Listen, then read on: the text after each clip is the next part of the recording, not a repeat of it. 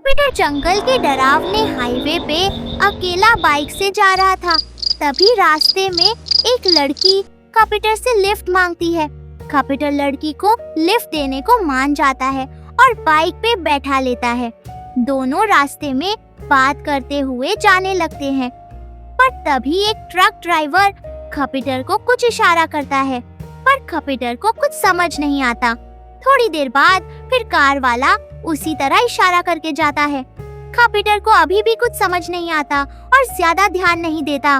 पर तभी एक ट्रक ड्राइवर अचानक अपनी ट्रक को उसके रास्ते में रोक देता है और ट्रक में से लकड़ी को लेकर कपीटर की तरफ दौड़ता है। बेचारा कपीटर वहीं गिरकर बेहोश हो जाता है। होश आने पे देखता है वो हॉस्पिटल में है और पीठ पर पटिया बंधी है। ट्रक ड्राइवर बताता है, जो लोग तुम्हें इशारा कर रहे थे वो बता रहे थे वो लड़की नहीं बल्कि एक भूतनी थी जो तुम्हारा कंधा खा रही थी। कपीटर कैसे फंस गया? भूतिया कीचड़ में कपीटर एक छोटे से गांव में रहता था, पर पढ़ाई करके वो विदेश चला जाता है और कई सालों के बाद अपने गांव वापस आता है। पर गांव पूरा का पूरा सुनसान दिखाई दे रहा था और कोई अपने घर का दरवाजा भी नहीं खोलता। पर कपीटर अपने घर जाकर रात को सो जाता है। पर आंधी रात अचानक लोगों के चिल्लाने की आवाजें आती है। कपीटर फटाफट दरवाजा खोलता है तो पूरा गांव पानी में डूब चुका था। कपीटर दौड़ते हुए घर में जाकर बाइक से कपड़ा हटाता है और तेजी से पानी के ऊपर से बाइक दौड़ने लगता है। पर अचानक पानी चिपचिपे कीचड़ में बदल जाता है और कपीटर देखते ही देखते उसके अंदर दफन होने लगता है। थोड़ी ही देर में दिन हो जाता है और सब गायब हो जाता है और गांव वालों से पूछने पर पता चलता है कि ये गांव 12 साल पहले ही बाढ़ में डूबने से भूतिया बन चुका था। कपीटर के पीछे साइकिल वाली भूतनी पड़ गई। एक रात कपीटर रात को घूमने निकला था, तभी वहाँ पर एक हाथी साइकिल चलाते आता है और कपीटर को पैदल चलते देख चिढ़ाने लगता है। कपीटर को इस बात से बहुत गुस्सा आता है। कपीटर के घर का रास्ता जंगल से होते गुजरता था, जहाँ पर एक कब्र के पास उसे एक साइकिल दिखाई देता है। कपीटर लालच में आकर बिना सोचे समझे साइकिल ले लेता और वहाँ से जाने लगता है। इस बात से अनजान की साइकिल वाली भूतनी अब उसके पीछे थी। अब कपीटर को एहसास हो चुका था कि कोई उसका पीछा कर रहा है।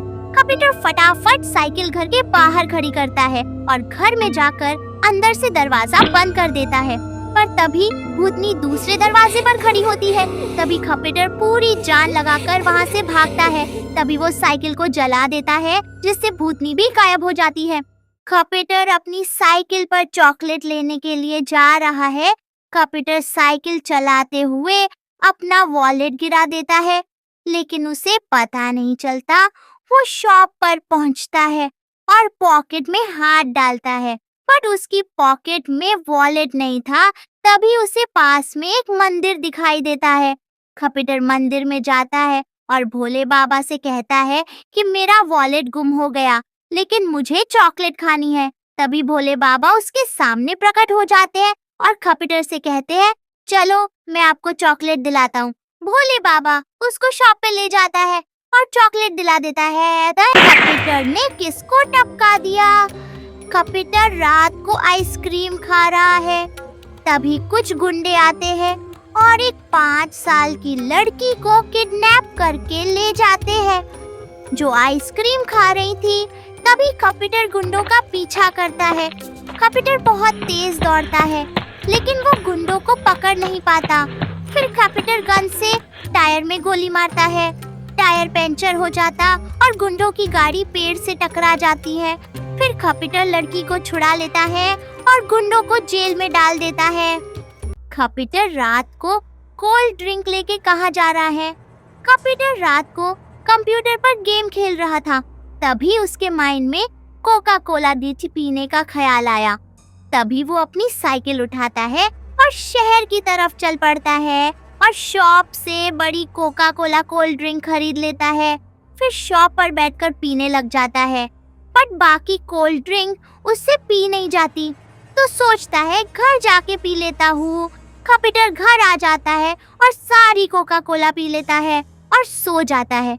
जब कपीटर सुबह उठता है तो उसका सिर दर्द कर रहा था और फीवर हो जाता है।